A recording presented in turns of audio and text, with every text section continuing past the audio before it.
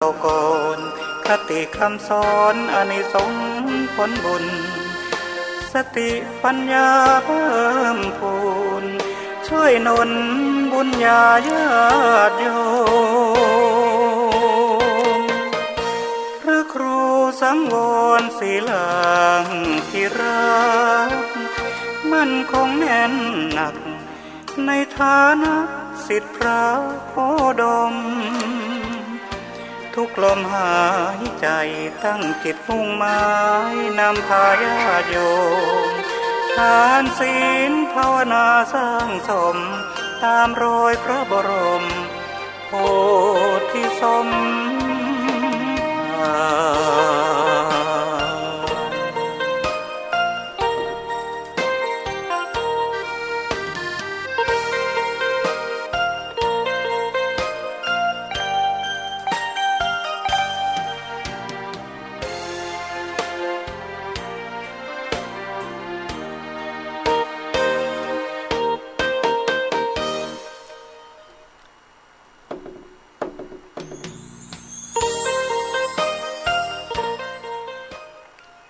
ขอ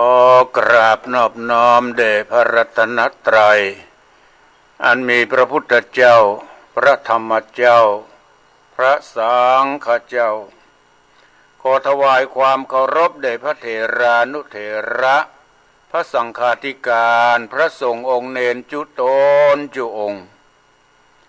ขอเจริญพรกับคณะสัทธาสาธุชนทุกท่านวันนี้กระผมอาตมาภาพพระครูสังวรศิราภิรักษ์เจ้าอาวาสวัดสายมูลตำบลแม่กาอำเภอสันป่าตองจังหวัดเชียงใหม่ก็ได้มาพบปะกับคณะสัทธาสาธุชนทั้งหลายเป็นครั้งหนึ่งถึงวันนี้เป็นวันจันทร์ที่20เดือนมีนาคมพุทธศักราช2566ซึ่งก็ตรงกับแรม14ค่ำเดือน6เหนือวันพุธนี้เป็นวันพระวันศีลพระออกสถาญาติโยมทั้งหลายวันนี้เป็นวันห่อวันดาวันโกนวันแรม14ค่ำวันพุธนี้เป็นวันพระเป็นวัน15ค่ำรายการนี้ชื่อว่ารายการมรดกธรรมกำเมืองเทศนาอยู่ที่วัดสายมูลตำบลแม่กาอำเภอสันป่าตองจังหวัดเชียงใหม่รายการนี้ชื่อว่ารายการมรดกธรรมกำเมืองเทศนาอยู่ที่วัดสายมูลตำบลแม่กาอำเภอสันป่าตองจังหวัดเชียงใหม่ส่งสัญญาณไปที่แม่ข่ายแล้วก็เพิ่นก็ได้ส่งไปตามกระแสของอินเทอร์เน็ตแล้วก็มีหลายๆสถานีได้เกาะเกี่ยวเอาสัญญาณนี้ไปออกอากาศคือกระพอออกสถาญาติโยมทั้งหลายได้รับฟังอยู่ที่บ้านที่จองหลายๆสถานีต้องขอขอบคุณอนุโมทนาต่อเจ้าของสถานีวิทยุทุกที่ทุกแห่งที่ได้เสียสละเวลาเป็นบุญเป็นกุศลนำเอารายการนี้ไปออกอากาศตามสถานีวิทยุพอออกสถาญาติโยมได้รับฟังอยู่ขณะนี้เป็นบุญเป็นกุศลแก่เจ้าของสถานีวิทยุเป็นบุญเป็นกุศลแก่เจ้าหน้าที่ทุกท่านและเป็นบุญเป็นกุศลแก่พอออกสถาญาติโยมผู้ที่เปิดเครื่องรับฟังตัวก็ขอขอบคุณทุกฝ่ายเป็นบุญเป็นกุศลด้วยกันอาตมาได้นำเอาพระธรรมเทศนาจาดกมาเทศนานางมโนราก็จบลงไปแล้วพอออกสถาญาติโยมทั้งหลายวันนี้เอาทำเรื่องใหม่ ทำเรื่องใหม่เรื่องว่าสุวรรณศิลสาสุวรรณศิลสาวันนี้เป็นพกแรกก่อนอื่นต้องขอประชาสัมพันธ์ให้กับพวกสตาญาติโยมทั้งหลายที่มีลูกมีหลาน อยากจะเอาลูกเอาหลานที่มีอายุตั้งแต่10 ปีขึ้นไปเข้ามาบรรพชาเป็นสามเณรภาคฤดูร้อนก็ขอได้สมัครได้เนอะมีหลายที่หลายแห่งที่ปนจัดกันโดยเฉพาะคณะสงฆ์ตำบลแม่กาในอำเภอสันป่าตองก็ได้จัดเช่นเดียวกันที่วัดเวลุวนารามสันกอเกตซึ่งเป็นวัดของประธานหน่วยอบรมประชาชนประจำตำบลแม่กาสมัครได้ตั้งแต่บัดนี้เป็นต้นไปผู้ที่มีอายุ10 ปีขึ้นไปก็เป็นสามเณรผู้มีอายุ20 ปีขึ้นไปก็เข้าอุปสมบทรายการนี้เป็นรายการฟรีโดยบัเสียสตุ้งสตังสุดแล้วแต่ท่านจะร่วมทำบุญสมัครได้ตั้งแต่บัดนี้เป็นต้นไปกำหนดบวชวันที่1 เมษายน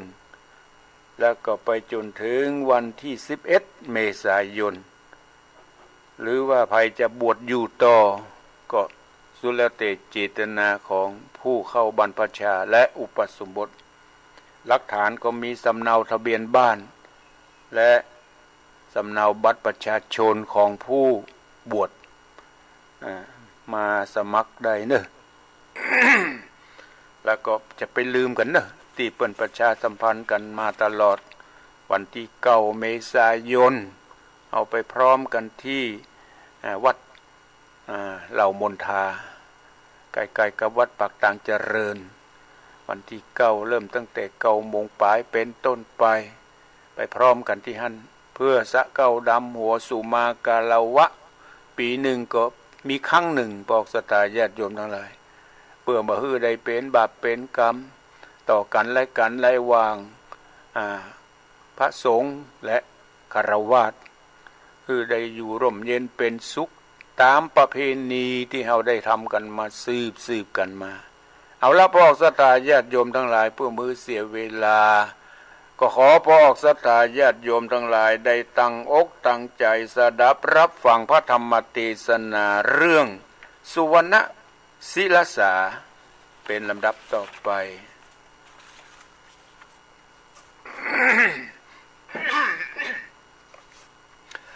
นะโมตัสสะภะคะวะโตอะระหะโตสัมมาสัมพุทธัสสะสันทโวดุราสปุริสะทั้งหลายทั้งหญิงชายหนุ่มเฒ่าทั้งนักปราชญ์เจ้าและอาจารย์ที่ได้มาจุมนุมตั้งอกตั้งใจต่างคนก็ต่างได้สร้างบุญก็ได้กระทำบุญสะสางอันเป็นบาปเป็นกรรมได้นำมาจึงเขาตอกดอกไม้ลำเทียนเพื่อปูชายังพระรัตนตรัยสามสิ่งเป็นเกี้ยวยิ่งอุดมขอพนมน้อมไหวถวายดอกไม้ปูชาของนานาหลายสิ่งขอค้อนขิงนำมาถวายปูชายังพระรัตนตรัยผ่านแผ่วพระแก้วเจ้าสามประการด้วยใจจื่นจมบานขอให้ได้ถึงสุขสามประการอันเลิศแล้วคือเมืองแก้วยอดมหาเนรปานจุงมีใจบานแต่เล่าฟังข่าวธรรมพระเจ้าผูกเก้าชื่อสุวรรณศิลสาฮือมีปัสสาตสัทธาเกกานังเนาอยู่ทาดาฟังปางเมื่อพระพุทธเจ้าตูนพระเสด็จได้นำเอาพระธรรมเทศนามาเล่าฮือเก่พระภิกษุเจ้าทั้งหลายตามบทบาทบาลีว่าหาตายปิยาพุทธาติ อิมังธรรมติสนังสัทธาสาวัติยังเวหารันโตอัตตโนปฏิหาริยังอารัภกเทสีพระภิกษุเจ้าทั้งหลายได้มาประชุมกันในโรงธรรมศาลายามนั้นพระศาสดาตูนวิเศษจักยกเอาต้นเหตุปาฏิหาริย์มาไขการตั้งแต่เก่าฮือพระภิกษุเจ้าตาฟังพระพุทธเจ้าตูนองค์อาจจริงประกาศปาฏิการบทใจมีแต่การละบัดนี้ปางเมื่อพระพุทธเจ้าเป็นโพธิสัตว์ได้ปฏิบัติภายโพธิคุณประโยชน์ต่อพระมารดากาลนั้นมาแล้วตูนแก้วก็ตุมหิบปากพระสงฆ์ก็อัญจุรีกับไว้ขอพระปิ่นไทยจอมศรัทธาจงได้ติดติสนาเรื่องในอดีตล่วงแล้วเพื่อฮือปีนดวงแก้วส่องต่างไปฮือผ่องฮือฝูงเมเอาเวนในยะภูคาตั้งหลายได้น้อมหน้าอยู่ดาฟังก่อนเจริญนาศรัทธาอันว่าสมเด็จพระพุทธเจ้าก็รับราชจริงประกาศเป็นธรรมเทศนาว่าอาติเตภิกขเวปาราณสียังพรหมตัตโตนามราจารัจจังกเรสิดังนี้ภิกขเวดูราภิกขุทั้งหลายในอดีตการล่วงแล้วมาเต้าตนแก้วมีนามว่าพรหมตัตเป็นกษัตริย์เสวยราชอยู่ในปราสาทเมืองปาราณสีเป็นเจ้าปุรีมีอำนาจภายราชจินจมบานมีสองผัวเมียชื่อชันดานพันดิตทุกยากแสนลำบากทุกใจอยู่อาศัยจันทานบ้านนอกปางนั้นโพธิสัตว์เจ้าออกสร้างสมปานเป็นเทวบุตรอยู่ในวิมานภาษาทเสวยราชในตาวติงสาพระชนมายุไขแล้วตนแก้วจริงจุติลงมาปฏิสนธิในคันแม่เจ้าผู้ทุกข์ยากชื่อว่าจันดานพระโพธิญาณตูนพระเสริฐเอากำเนิดในเมืองโคนพ่อแม่ก็ทุกข์จนเหลือขนาดบ่มีญาติวงศาหาที่ปึ้งที่ปากก็บ่ได้หิวหดไร้เต็มตนก็มีวันนั้นแหละนารัตติยาในคืนนั้นจันทานบัณฑิตได้นิมิตฝันว่าปิ่นอัศจรรย์ด้วยนางฝันยามใกล้รุ่งฝันหันว่ากบน้อยเหาะปุ้งขึ้นเวหากินพระจันทร์ดวงใหญ่แล้วตกลงมาใส่อุทธรเป็นดิสังหรณ์เหลือแหล่ชันดานแม่เจ้าใจนี่ดวงอะไรมีดวงทายไว้วันสติฝันเฟือนคอนนางก็ลุกจากที่นอนตั้งแต่เจ้าจักไปหาหมอแก่เท่าช่วยทำหน่อยมานจากเป็นอุนตรายหรือมีโชคลาภจะเป็นบุญหรือเป็นบาปประการใดนางยินตกใจปังปาดความฝันนี้หากบอกเคยมีจากเป็นความฝันดีหรือฝันร้ายนางก็ต้องพ่ายลงจากกาวา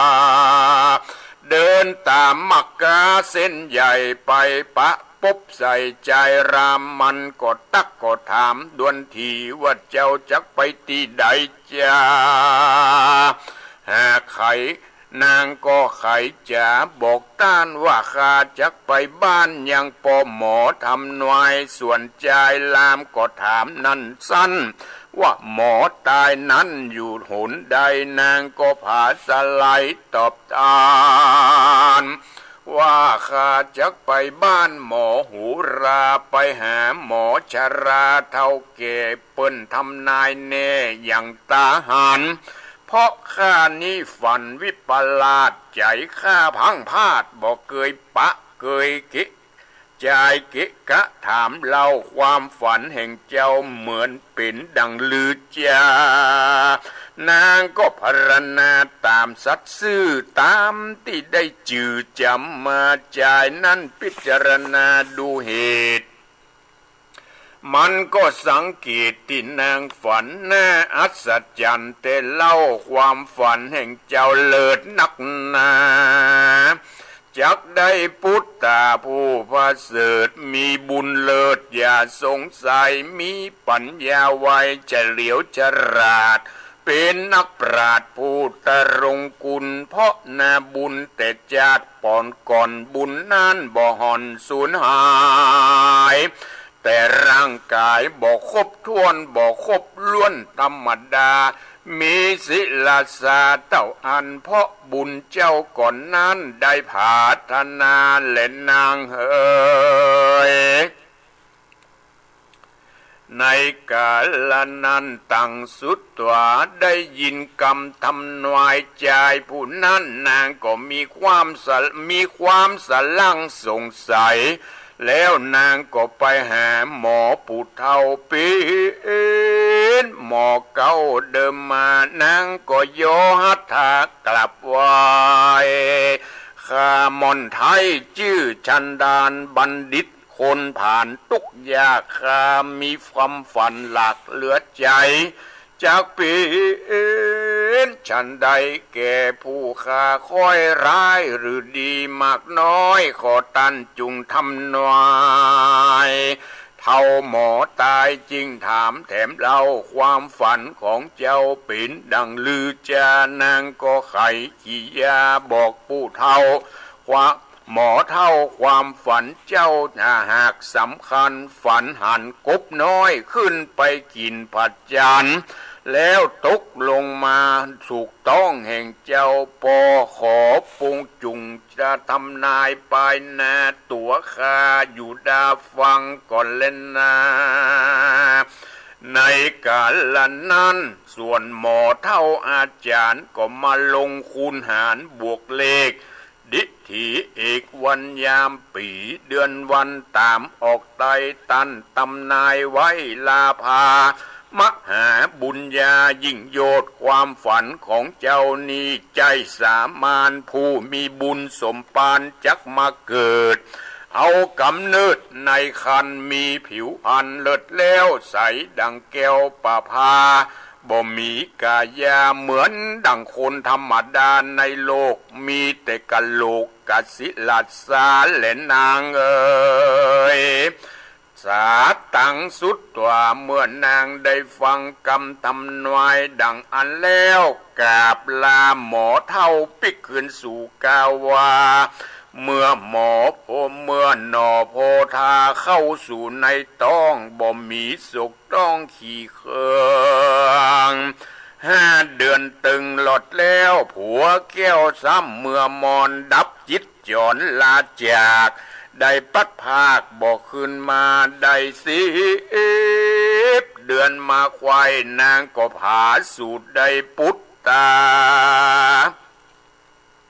ใกล้ถึงเวลาจะคลอดเจ้า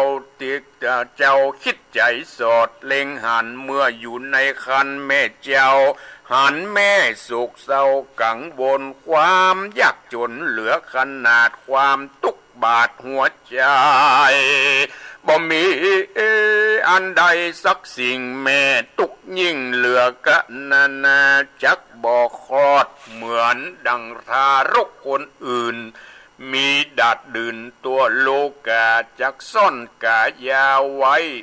ปากฏได้แต่ศิลาสาออกจากท้องแม่มารดาจอมเม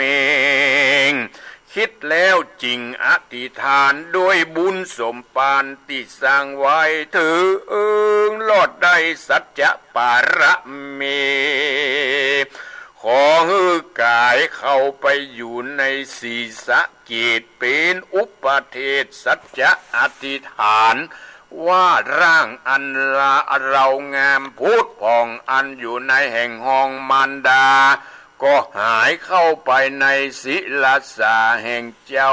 บุญชาติก่อนเก่าแหกนำมาผู้ที่ศรัทธาสัพพัญญูความผาธนานี่เล่าแหกสมบูรณ์หนอพุทธังกุลแล้วก็อธิษฐานตูนแก้วจริงออกจากท้องแม่มารดามาก็เมียและนาตะตาในกาลนั้นองค์เจืองจันทร์โพธิสัตถาคลอดออกจากคันมาแล้วใสเหมือนดังแก้วรัดแต่เรืองรองปีนสีทองเรืองโรดเกิดมาทำประโยชน์แก่ชันดานบัณฑิตคนผ่านทุกยากจักได้พ้นวิบากเวรกรรมอันใดกระทำมาแต่ปางก่อนกรรมเวียนผ่อนเบาบางจันทานนางคลอดลูกแล้วนางหันลูกแก้วบ่มีกายยานางก็มายินละอายแต่ใส่เอานางเอาศีรษะเจ้าเลี้ยงไว้จุวันวานบ่ฮือคนใดหันและใดหูเขาจักเล่าอู้กล่าวติฉินนินทาเพราะบ่เหมือนคนธรรมดาในโลกแสนวิปโยคอับอายรุ่งลุ่งถึงหูถึงอารุ่งถึงควายนางกินเขาเอาศีรษะนอนเอาจูบจมเจยน้ำพระพรหมลูบไล่เอาหัวเจ้าหนอไทยลูกวางตามจันทานนางรักลูกใจพันผูกองค์ใจนางก็สปายห่อเขาละหนอนเอาอยู่เดียวดายที่บ้านเอางัวควายออกคอกเลี้ยงตามนอกริมดงจูนตาวันลงต่ำไตจักไก่ค่ำลับตาไล่งัวควายมาเข้าคอกนางก็ปิกปอกคืนสู่กาวาอาบน้ำมากินเขาเอาศีรษะลูกเต้าจอมทำนางปอบควันลูกแก้วดึกดื่นแล้วก็จวนกันลับกันนอนนางอาวรณ์โศกเศร้าเอาศีรษะนอนเอาวางเหนืออกน้ำตาตุกพิราบจันทานแม่ไทยรำพันนาจิงกล่าวปินกะถาว่ามหาตาตะปิยาปุตตามามะเอกาวะอนาจาตาดังนี้ลูกรักเอ๋ยเจ้าแม่เจ้าอยู่แต่คนเดียวอย่าจังยาเตียวไปบดจักย่างเตียวก็บดได้โปรดเจ้าตายละไว้ก็บ่ปิกขึ้นมามีแต่มันดาตุกยากโปรดเจ้าพรากหนีกายบ่มีเขื่อใหญ่ไรญาติต่ำก้อยวัสนาอนาถาดุดเดียวเสนเป่าเปียวในสวงเป็นตุกหลวงบทใจน้อยแม่ละลูกน้อยอยู่คนเดียวได้ไปเลี้ยงงัวควายตุกคำเจ้าละลูกเต้าอยู่กาวาสามบ่มีแข้งขาตีนมือเดินย่างบ่มีสรีระร่างกายมีแต่หัววางอยู่บ่ได้แขวนอยู่นอนเปบาปกรรมได้เดมาต้องเจ้าจักให้ร่ำร้องอยู่คนเดียวจะเล่นนาปุณณาติวาเสในวันรุ่งเจ้านางกินข้าวน้ำโภชนะอาหารอุ้มเอาศีรษะกุมารลูกแก้วอาบน้ำแล้วจูบเจยจม ปั่นกินนม2 เต้าเอาศีรษะลูกเต้าวางลงนางก็เอาถุงขึ้นใส่ปัดบ่าเดินเข้าป่าเลี้ยงงัวควายก็ไม่อาจเล่นนาโพธิสัตว์ตูส่วนว่านอโพธิสัตว์เจ้าหันแม่โศกเศร้ากังบนเจ้าบ่อาจอดทนอยู่ได้เจ้าหนอไทยออกจากศิลาสาตกแต่งดาเข้าน้ำถ้าแม่เจ้ากลับมาแล้วเข้าสู่ในศิลาสาดังเก่าพระแม่เจ้าไล่งัวควาย2-3 ตัวเข้าคอกนางก็ปลดออกยังถุงปล่อยย่ำลงพักเหนื่อยหือหายเมื่อยเศร้าแรงนางก็ไปหาใส่ข้าวเก่งและน้ำใจภัยคนไหนที่ใดดังใดมาตุกแต่งไว้เกกูนางเป็นลามแก้มเหตุผิดสังเกตแต่น่าอัศจรรย์ปุ่นสำคัญแต่ใบไผ่ตกแต่งไว้เยื่องพุนจานางก็มากินยังพูดจะนะอาหารอิ่มแล้วนางแก้วเข้าที่ใส่ยายกเอาศิลาสาลูกแก้วมาจูบจมแล้วจื่นจมอุรานางก็ถามศิลาสาลูกเต้าว่ามันเป็นไผมาตกแต่งเข้าน้ำเยื่องปุญจานอภาษาถาบอกแม่เจ้าบ่มีไผเล่าแต่งดาตำลูกได้จัดทำไว้ถ้าแม่ไปตั้งหน้าเลี้ยงงัวควายแม่ได้สบายหายอิดอ่อนแม่ได้พักผ่อนเมื่อยามแลงบุญเจ้าแรงยิ่งล้ำหาเข้าน้ำเพื่อมารดาแต่แม่สังกาแต่ใบเจ้าลูกไทยบ่มีร่างกายมีแต่ศีรษะบ่ได้วางเป่าตีนมือเจ้าบ่มีมาจัดแต่งดาดังลือได้พระนอไทยบอกมารดาอันร่างกายแข้งขาลูกเต้าบ่มีประโยชน์แก่แม่เจ้ามารดานายรัตติยาคืนนั้น2 เจืองจันทร์ก็ลวดปากันลับนอนไปก็เมียและนาปุณาติวาสีในวันลุนรุ่งเจ้าโพธิสัตว์เจ้ามารดาว่ามาตาเหยแม่เจ้าแม่โศกเศร้ามากนักหนาทุกขเวทนาล้ำยิ่งทุกคนขิงเหลือตายไปเลี้ยงงัวเลี้ยงควายกลางป่าปี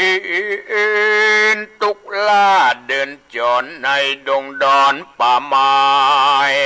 เปียวเด็ดไม้กายาตั้งแต่วันนี้ไปหน้าตัวม่อนข้าจักไปท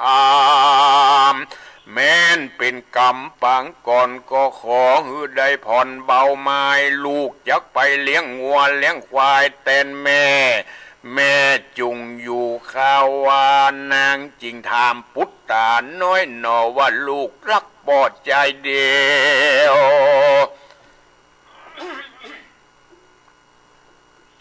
เจ้าจักเดินเตียวดังลือจะได้เพราะลูกไทยมีแต่ศิลาสาบ่มีกายารูปร่างจักเดินอย่างมักกาเตียวไปมาก็บ่ได้เจ้าลูกไทยอย่าไปเลยปีนหมอกเป็นเมยตุกก็ตกลงชุมนาปิ๋วเด็ดกาเหมือนดังไฟลนนอทัศพลขอแถมเล่าว่าขอแม่เจ้าจุงยินยอมถึงตุกรอมมัดไม่ข้าลูกไทยก็ขอยินดีบุญปาลมีมาล้างโผดภายจักทำประโยชน์แก่แม่มันดาขอแม่ศิลาสาของข้าปันปก ปั่นปกผ้ารีบเร็วไวแม่นำไปตั้งไว้ใต้ร่มไม้ริมตางใส่ถุงวางไว้ที่หานจักอยู่ที่นั่นพองัวควายยอดองค์ใจรบเร้าขอแม่เจ้าจุงไปปันกันตาวันตกค่ำจักได้ไกลคำลับตาจุงไปนำเอาลูกมาตึเจ้ากินข้าวน้ำแล้วก้อยหลับนอนแม่อย่าอาวรณ์สุขไม่ขอฟังลูกไทยแม่สักกำตึเนอแม่เอ้ยนางก็นำเอาหัวลูกแก้วใส่ถาดแล้วออกเดินทางเอาไปวางติดปืนเก้าไม้พระนาถไทยอยู่สำราญด้วยบุญสมปานเกกาบุญหน่อฟ้าแต่ปุบเปบ่ได้ตีตรีดมั่งกุศลตันได้สร้างปั๊มเปงมาในอเนกชาตินั้นตาย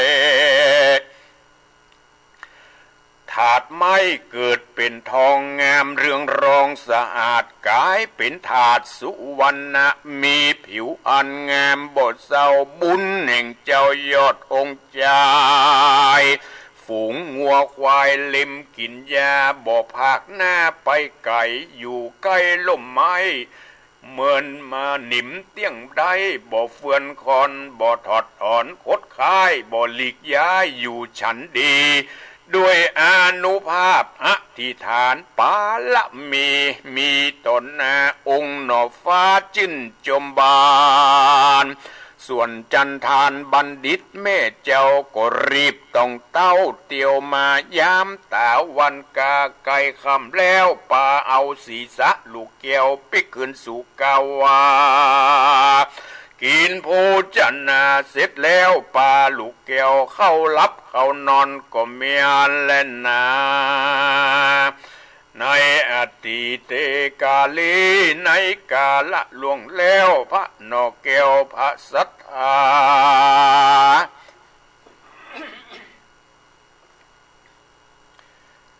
อยู่กับมารดาจอมเกลาอายุเจ้าล่วงเลยมาได้จี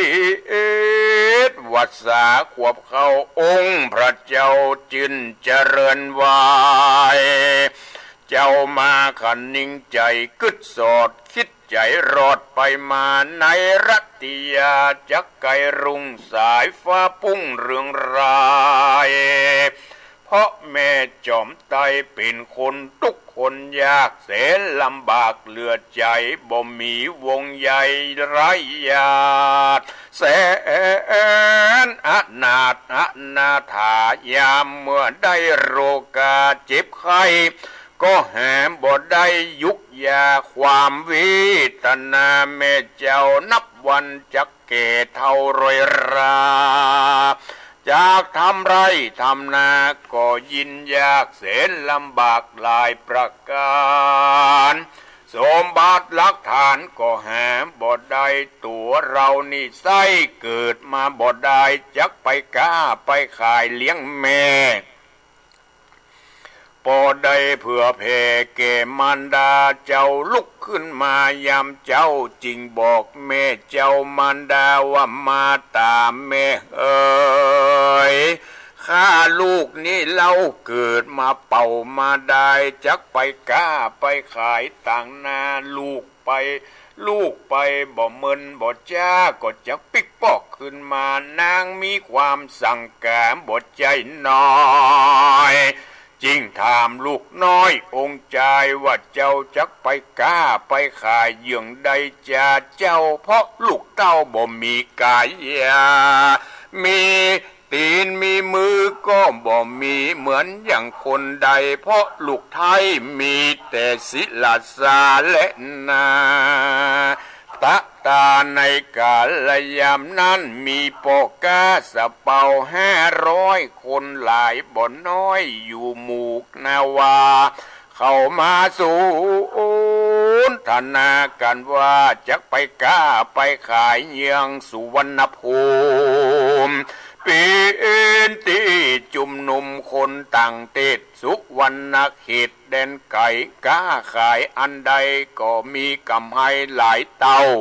กลับไปเรือเป่าขึ้นมาหน่อโพธาได้ฟังแล้วก็มีใจจินยาวโสมนัสสาจริงถามแม่มารดาสมบัติหลักฐานแต่เดิมมาเป็นไรนางัวควายนับเป็นลักทรัพย์เป็นลักทรัพย์แต่แม่มีสั่งปีนของประกันเอาเงินมาใจค่าค้าขายได้จะเอามาแทนบ่ใจจักเอาแสนและเอาหมื่นบ่ท่าไปเอาคนอื่นคนกายนายบ้านเฮาใจอบอ้อมรักตัวพร้อมจุยิงใจบ่ใจเอาหลายเกินขนาดทอง500 บาทพอดีนางจริงจากำดีกับเจ้าแม่ตุกสุกเศร้าแต่เมินมาบ่มีหลักฐานนับบ่มีลักทรัพย์ไปประกันเอายังลูกสุวรรณ500 บาทเพราะเป็นแม่เป็นคนไร้ญาติวงศาคุณอนาถาผายก็หันจักเสื้อถึงข่าวเมื่อตกตาจนและนาลูกเอ๋ยโสศรัทธากะเตตวาส่วนพอที่ศรัทธาจริงใครจะบอกตานว่าแม่จุงไปหานายบ้านเปิ้นก็ปอล่างจักอินดูล่างปอมุดดูเพื่อแผ่พอลูกเป็นคนทุกคนจนบ่ลืมคุณคนใจกว้างปั๊มเป่งสร้างสัจจะปาลมีบ่ใจมีใจอาธรรมกำเศร้ากึดหลอดเจ้าบุญคุณและนาแม่เอ๋ยสาปิส่วนนางจันทานบัณฑิตนางบอกคิดขัดใจลูกเพราะความรักลูกสิแน่หาบ่มีใจโกธาจมสามไปหานายบ้านผู้ใจดีนางก็โยอัญจุรีกับไว้ตัวข้าม่อนไทยชื่อจันดานเป็นคนตุกผ่านอยู่บ้านนอกบ่เคยเข้าออกตั้งนายด้วยความจนใจเสียงทานได้ออกจากบ้านมาหาก็เพื่อปาพุทธาลูกค้าจักไปก้าไปขายกับหมูนายเรือจากไปต่างเหนือน้ำกว้างถึงตาตั้งสุวรรณภูมิมาข้ามายืมทอง500 บาทเงินนี่หากตำตื่นจักเอามาคืนค้าขายแล้วจักเอามาใส่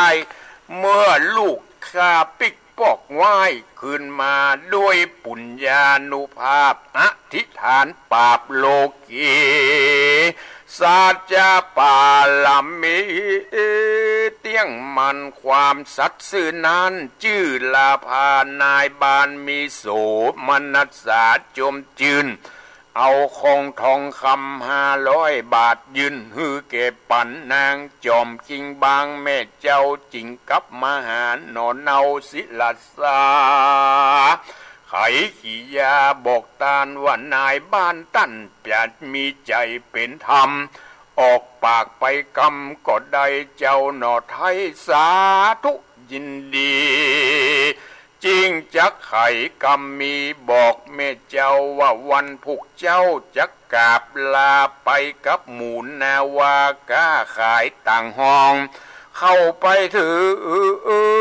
งเตตองสุวรรณภูมิมานางแม่มีความสุขแก่มัดหมายบอกใครฮือลูกไทยปาราพราอุราเจ้าเกิดมาจากนี้มีแต่ศิลสารูปร่างกายาก็บ่มีตีนมือแข้งขาก็แหมบ่ได้เกิดมาในขกุลยากไรมีแต่แม่เดียวดายเจ้าจักไปก้าไปขายกับเขาได้ดังรือแม่ขอห้ามลูกไว้อย่าไปนามหาสมุทรกงกายันกวางปีนที่อยู่สร้างแห่งสัตว์นานา มีตั้งเต่าและปลาเหงือกงางูงอนสอดดันสัตว์เหล่านั้นมีพิษร้ายไล่กินคนเจ้าบ่มีตัวตูนจักไปกับเขาได้ดังหรือจะขอห้ามลูกไทยอย่าไปเลยเจ้าจริงต้านเฉยบอกแม่ถือสัจจะเตี้ยงแต่จริงเป็นธรรมเมื่อแม่ไปขอยืมทองคำนายบ้านแม่ก็ยังบอกคือตันตามลายว่าลูกจักไปกล้าไปขายกับนายสะเปาตาคามบัดเดี๋ยวนี้แม่จักมาห้ามกระทำอย่างนี้นาจักนินตาเล่านาเราเป็นคนต่ำจ้าเขาก็ยิ่งดูแควนด้วยสัจจะปาละมีตัวนั้นมีกายิ่งกว่าเงินหมื่นเงินแสนบ่มีไผดูถูกดูแควนฝ่ายไหนไปไหนมีหันสัจจะตัวนั้นจริงเป็นธรรมจ้าและนาดังกล่าวมาก็มีโดยพระการดังกล่าวมานี้แหละนานิติตังขียาสังวันนาวิเศษ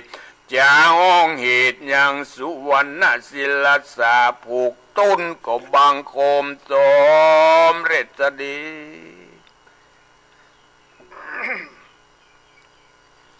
พระธรรมเทศนาสุวรรณศิลสาผูกแรกก็จบลงไปในพอกศรัทธาญาติโยมทั้งหลายขอขอบคุณท่านที่มาชมทางเฟซทางไลน์ก็มีทำหน้าที่ดีที่สุดอยู่แม่เจม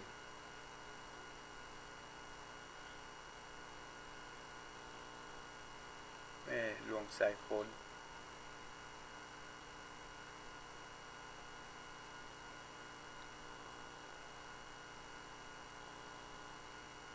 สาระผาดแดง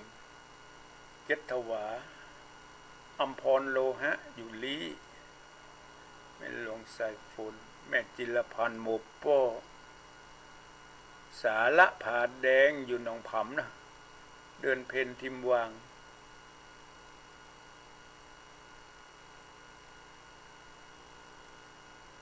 ที่ได้มาชมทางเฟซทั้งหลายต้องขอขอบคุณโดยที่ได้เทศนาไปในทำนองแบบปื้นเมืองเหนือก็พอจะสรุปใจความโดยย่อๆได้ดังนี้หลังจากที่พระพุทธองค์ได้เล่าเรื่องในอดีตการญาติปางก่อนแก่ภิกษุสงฆ์ทั้งหลายได้ฟังภิกษุสงฆ์ทั้งหลายได้ฟังญาติหนึ่งของพระองค์ได้ถือกำเนิดในท้องของนางจันทานในเมืองปาราณสีสมัยนั้นมีพญาเจ้าเมืองชื่อว่าพญาพมทัตเป็นพญาเจ้าเมืองปาราณสีนางจันทานนี่เป็นคนทุกคนยากอยู่นอกเมืองเป็นคนอยู่ในชนบทมีสามีคนหนึ่งทุกข์ยากลำบากเลี้ยงงัวเลี้ยงควายคืนหนึ่งนางจันทานนี่นะที่เป็นคนทุกข์คนยากฝันในขณะที่ฝันนั้นก็มีเทวบุตรเทวดาอยู่บนสวงสวรรค์บุญมดปารมีในบนสวงสวรรค์อยากจะมาโปรดแก่มนุษย์สโลกทั้งหลายคือนอโพธิสัตว์เจ้านอโพธิสัตว์เจ้ามดบุญมดปารมีบนสวงสวรรค์จะลงมาเกิดก็เลือกมาเกิดที่ท้องของนางจันทานในคืนนั้นในขณะที่นอโพธิสัตว์เจ้าจะลงมาถือกำเนิดในท้องของนางจันทานนั้นคืนหนึ่งนางจันทานนอนหลับฝันหันว่าหันกบตัวน้อยๆเนี่ยโดดขึ้นบนอากาศ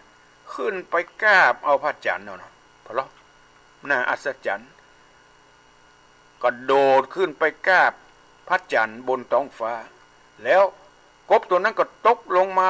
ใส่ในท้อง มาตกซื่อต้องของนางพอดีวะตกซื่อต้องพอดีนางสะดุ้งตื่นโอ้ใจสั่นตกอกตกใจฝันประหลาดแต๊ะเมื่อตื่นขึ้นมาแจ้งดีควายงามก็เดินทางไปหาป้อหมอล่ะหมอโหราหมอโหนที่เปิ้นทำนายตวายตักก็ไปปะใส่หมอพอดีหมอเปิ้นประถามความฝันของเจ้าเป็นอย่างใดหมอโหนได้ฟังนางเล่าว่าข้าฝันว่ามีกบตัวน้อยนี่นะมันกระโดดขึ้นไปก้าพระจันทร์แล้วก็ตกใส่ในต้องข้าพอดีหมอโหนก็มา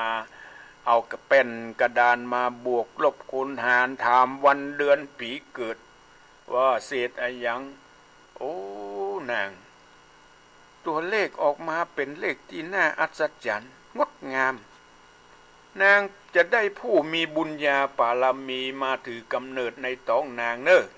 เป็นผู้มีความเฉลียวฉลาดแต่ร่างกายบ่มีเนอะมีแต่ศีรษะน่าอัศจรรย์ที่มาถือกำเนิดในท้องนางนั่นนะมีแต่ศีรษะบ่มีร่างกายนางจงรักษาคันของเจ้าไว้ให้ดีเนอะนางได้ยินหมอโหนได้ทำนายตวายตักอย่างอันก็พยายามรักษายังลูกในคันไว้เป็นอย่างดีหลังจากนั้นนางก็มีต้องได้มาได้4-5 เดือนผัวก็มาตายจากไปโอ้เป็นที่น่าลำบากทุกข์ยากแถมบ่พอเหลืออยู่คนเดียวนางก็บ่ท้อใจถึงสามีจะจากไปแล้วก็ตามก็พยายามรักษาต้องรักษาคันไว้อย่างดีจนนางมีต้องครบ10 เดือนนางก็พาสูตรออกมาก่อนที่จะพาสูตรออกมาเจ้าศีลสาเจ้าที่อันอยู่ในคันนั่นนะก็รวบรวมด้วยสัจจะปารมีสร้างบุญสร้างปารมีมาด้วยสัจจะปารมีอธิษฐานหันแม่ทุกข์ยากเหลือเกินก็รวบรวมร่างกายของตนเองนั่นเข้าไปอยู่ในศีรษะรวบรวมร่างกายทุกสัดส่วนเข้าไปในหัวอีกเถอะหัวก็คือศีลสานี่แหละพอศรัทธาญาติโยมทั้งหลายที่มีธรรมชื่อว่าศีลสาคือหัว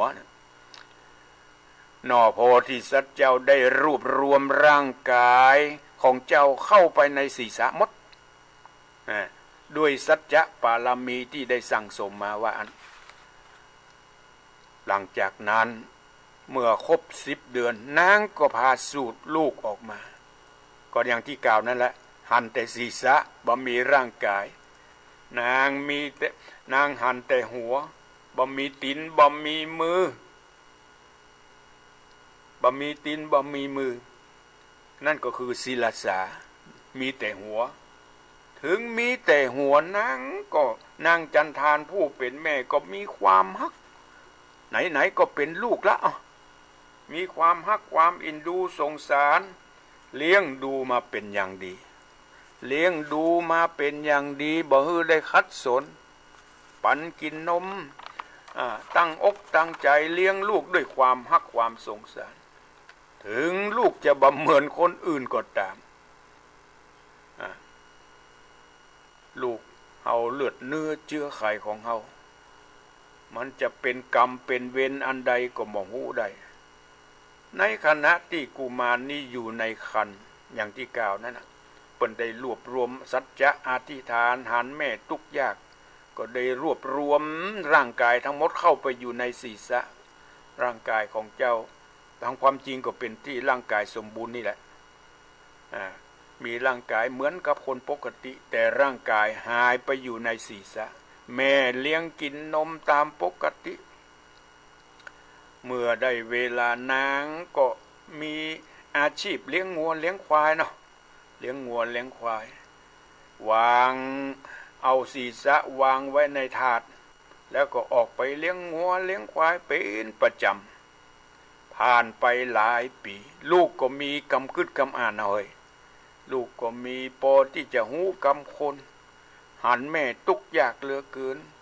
ในขณะที่แม่ออกไปเลี้ยงงัวเลี้ยงควายลูกที่อยู่ในถาดคือศีลสาเนี่ยแหละคือหัวมีแต่หัวศีลสาก็ปรากฏร่างกายขึ้นมาเหมือนกับคนธรรมดานี่แหละมาเตรียมเข้าป่าอาหารจัดแต่งดาไว้ฮื้อแม่หันแม่อิดอ่อนเวลากลับจากเลี้ยงงัวเลี้ยงควายมาจัดเตรียมโภชนะอาหารไว้ฮื้อแม่มีเข้าป่าอาหารอย่างดีเมื่อแม่กลับเลี้ยงงัวเลี้ยงควายก็มาหั่นใส่เข้าป่าอาหารเตรียมไว้เป็นอย่างดีไปถามศีลสาลูกว่าไผมาจัดเตรียมอาหารไว้ฮื้อแม่ลูกก็ตอบว่าลูกนี่เองหันแม่อิดอ่อนจริงอยากจะมาช่วยแม่แม่ก็มากึดในใจว่าลูกมีแต่หัวลูกมีแต่หัวทำได้อย่างไรแม่ก็มีความสงสัยเป็นที่น่าอัศจรรย์เหลือเกินต่อมาลูกอาสาจะไปเลี้ยงงัวเลี้ยงควายแทนแม่วะแม่ก็มาจนใจเนอะจะไปเลี้ยงได้อย่างไรเอาเถอะแม่วางใจลูกแม่ก็บักคัดขืนบักคัดใจก็นำเอาลูกไปใส่ถาดไปวางไว้ปืนต้นไม้หัวควายก็บ่ไปไหนกินใกล้เล็มกินหญ้าใกล้ๆนั่นแหละค่ำมาแม่ก็ไปรับเอาหัวคือศีลสาลูกปิกมาหัวควายก็กินหญ้าแถมใกล้ๆบ่มีเสียหายใดๆในที่สุดลูก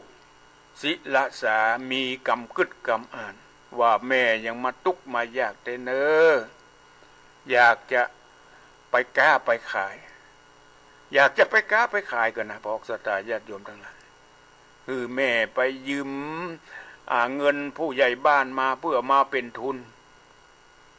การไปก้าไปขายของลูกศีลสามีแต่หัวเนี่ยจะเป็นอย่างใดนั่นพอกสตาญาติโยมทั้งหลายก็ให้ติดตามรับฟังพระธรรมเทศนาเรื่องสุวรรณศีลสาหมายถึงศีลสาหัวของนอโพธิสัตว์เจ้าสุวรรณะคือทองคำมันเรื่องราวจะเป็นอย่างใดนั้นก็ให้ติดตามรับฟังในตอนต่อไปตอนนี้ก็ขอขอบคุณอนุโมทนาต่อท่านที่มาชมทางเฟซทางไลน์เนอะจะขออนุญาตปิดทางเฟซทางไลน์แล้วก็มารับสายเพราะเป็นเครื่องเดียวกันไปที่จะโทรมามาจ้าโทรมาที่0812898992เหลือแฮม5-6 นาทีพวกสถาญาติโยมทั้งหลายใครที่จะโทรมามาจ้าแจ้งผลการรับฟังในเจ้านี้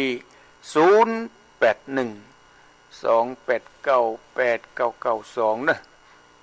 ใครที่จะมีลูกมีหลานสมัครบวชได้เนอะภาคฤดูร้อนนี้เปิดโอกาสหลายที่หลายแห่งโดยเฉพาะที่ตำบลแม่กาก็มีเช่นเดียวกันบวชวันที่1 เมษา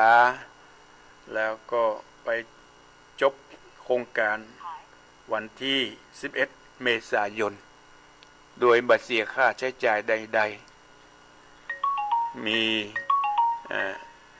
ใบสำเนาทะเบียนบ้านกับบัตรประชาชนสำเนาเจริญปอนฟังชัดเจนดีนะแม่หลวงเนาะทั้งเฟซทั้งไลน์ก็ชัดเจนโอ้ขอบคุณแม่หลวงสายฝนจันกุลนะน้องผ้าขาวเจริญปอนภาษาเจ้าท่านพระครูแม่อุ้ยฟังอยู่นะเจ้าแม่อุ้ยอินฟังที่เสมิงชัดเจนดีเนาะเรื่องไม่ก็มอดอย่างนั้นนะเจ้าฟังไปเรื่อยๆรถของพระธรรมนี่มีรถมีชาติฝนวัดโตกจะว่าน้อยเนาะดีละจุ่มเย็นมาห้องละจ้าเป็นกำลังใจท่านครูอย่างนั้นเจ้าขอบคุณแม่อุ้ยอินเนอร์เจ้าสาธุเจ้ารักษาเจริญปอน เจ้าแกบไว้สาเจ้าท่านพระครู แม่สุก แม่ แก้ สุ ว เกียวศิลปองสิเตี้ยแม่ห้องแบบปูนเด้อ โอ้ฟังชัดเจนดีเนาะ กำลังผูกต้นผูก โอ้ แรกอยู่ ผู นะ กแร เจ้าก ผูกแรกแม่อุ้ยแม่สุกแก้วฟังชัดเจนดีเนาะ เจ้าชัดเจนดีเจ้าขึ้น98.75วัดห้วยจ่องซางเจ้าท่านพระครู จอ เจ้าม ตองฟังชัดเจนขอบคุณแม่สุกแก้วเนอะ เจ้าแกบไว้สาเด้อท่านพระครูสาธุสาธุเจ้า บุญรักษาเจริญปอน เจ้ากลับไปสาเจ้าท่านพระครูเจ้า โอ้มาจาก ในคำนวณจะทอดในเจ้า แม่คำนวณนี่ฟังชัดเจนดีเนาะ เจ้าชัดเจนดีเจ้า โอ้ เจ้าหนึ่งครั้งหนึ่งตอนเต้นนะอยากจะฟังต่อ โอ้ก็ฟังวันจันทร์หน้าเนอะ เจ้า ขอบคุณ กลับไปสาเจ้า เจริญปอน เจ้าไว้สาเจ้าท่านพระครู โทรมาจากไหน เอาจากบ้านดงฤาษีบ้านห้องเจ้า บ้านดงฤาษีก็ฟังชัดเจนดีเนาะ เจ้าชัดเจนดีเจ้าท่านพระครูท่านพระครู ถึงจะมีแก่หัว แต่เปิ้นก็มีสามัญสำนึกเนาะ แม่นละ เจ้า อ๋อแม่ยังก็ ไม่เรื่องไรเจ้า แล้วแม่เอิงไผ่แม่เอิงไผ่ชัยมายอง เจ้าตอนท่านพระครูอยู่เลยเจ้า โอ้ขอบคุณเนอะ เจ้าไว้สา บุญ เจ้า รักษาอยู่ดีมีสุขเจริญปอน ไว้สาเจ้าพระครู โทรมาจากไหน ทำบ้านเลิกกันจริงตำบลบ้านเรือนเจ้า โอ้บ้านเรือนนี้เนาะ เจ้า แม่ยังก็ ขับบ้านเจ้า โอ้แม่คำปันแม่คำปันฟังชัดเจนดีเนาะแม่คำปัน เจ้าชัดเจนดีเจ้า โอ้ขอบคุณเนอะบุญ เรื่อง รัก ใหม่นี่กระม่วนนี่นะท่าน โอ้ เนาะ หมุนไปเรื่อยๆรสพระธรรมน่าฟังมีรสชาติ เจ้า ขอบคุณเนอะแม่ปันเนอะบุญรัก ฟั ษาง เนาะ บุญรักษาอยู่ดีมีสุขเนอะ เจ้าคำว่าสาเจ้าพระครู เจริญปอนเจริญปอน ไว้สาพระครูเจ้าแม่ฟังอยู่เลย โอ้แม่เลือนกะ เจ้าแม่เลี้ยงเส้นต่อว่า แม่เลือนเส้นตรงวังเหนือฟังชัดเจนดีเนาะแม่เลือน เจ้าชัดเจนดีเจ้า โอ้บุญรักษาอยู่ดีมีสุข ทำนี่กระม่วนดีแล้วเนาะ ฟังมวนไปเรื่อยๆขอบคุณ เน เน อะ อะผูกต้นผูกแรกอยู่ เจ้าเจ้า บุญรักษาเนอะนะแม่เฮือนเนอะ เจ้าแม่คิดตามตลอด เจริญปอน ก็จะเจ้าท่านพระครูฟังอยู่เลยเจ้า โอ้ไม่สายทองบ้านห้วยการฟังชัดเจนดีเนาะแม่ ถึง สายทอง 98.5ชัดเจนดีเจ้า โอ้ห้วยตองซักชัดเจนดี ห้วยจงซักชัดเจน เอ ดี อ เจ้า ขอบคุณ ตะ แม่ วันนี่ฝนตกมาขนาดนั้นก่อนนอนพัดเล่นมาเฮ็ดการลง โอ้ กระท่อม ที่ห้วยการมีกะ ตกหมด ที่ห้วยการมีมาเฮ็ดกะ วันก่อนวันพัดนี่มาเฮ็ดเจ้า โอ้ หลังคาหมดยางปักปึ๊กเลย โอ้ผ่านไปละดีเนาะขอบคุณ ใช้ แม่ พูดตกก่อน ตกธรรมดาตกน้ำบันนักอะ